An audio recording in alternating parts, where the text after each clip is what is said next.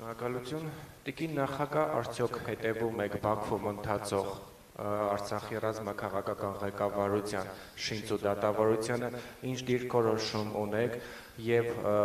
ձեզ համար մտահոգիչ չէ, որ այնտեղ պահվող հայ ռազմագերիների իրավունքները հիմնարար խախտվում են, տեղի ունենում փակ դատավարություն, ցուցմունքներ են կեղծվում եւ արդյոք կոչ կանեք Ադրբեջանին ազատ արձակել հայ ռազմագերիներին։ Շնորհակալություն։ Մենք ունենք հնարավորություն տեղեկանայինք շատ տեղեկություն մեզ տրվեց այդ հարցի շուտ, ես գիտեմ չափազանց զգայուն հարց է դա, դիրքորոշումը Կիպրոսի, այն դիրքորոշումն է, որ ունի Հայաստանի Հանրապետությունը, այսինքն, որ մենք չենք կարող համաձայնվել այն ամեն ինչ հակադրում է միջազգային իրավունքին, մարդու իրավունքներին։ Եվ դա մեզ սկզբունքային դիրքն է յուրաքանչյուր հարցի շուրջ։ Հույս ունեմ, որ այն ինչ որ տեղի ունենում իր հանգուցալուծումը մոտ ժամանակներում կգտնի, որովհետև իսկապես կարծում եմ ընդունելի է 2025 թվականին մենք քննարկենք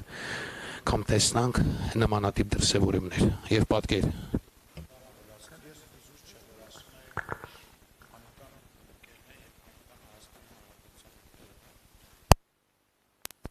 Մարդկանցից մեկն է, որ յուրաքանչյուր միջազգային հարթակում իր ելույթների ժամանակ խոսել է եւ վստահ եմ շարունակելու է պաշտպանել հայկական շահը, հայկական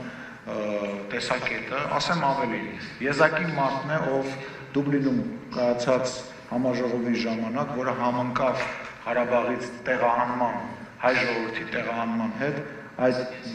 ձայնն է բարձրաձայնել, այդ հարցն է բարձրաձայնել եւ սրանով է նաեւ ձևավորվել ու ձևավորվում իմ եւ մեր վերաբերմունքը Կիպրոսին, Կիպրոսի մեր գործընկերոջը, որի համար կրկին շնորհակալություն եմ հայտնում։ Ձեզ մենք շատ բարձր ենք գնահատում այն ամեն ինչ, որ դուք արել եք եւ անում եք Հայաստանի համար։ Շնորհակալություն։ Շնորհակալություն, հարցերն ավարտվեցին։ Եթե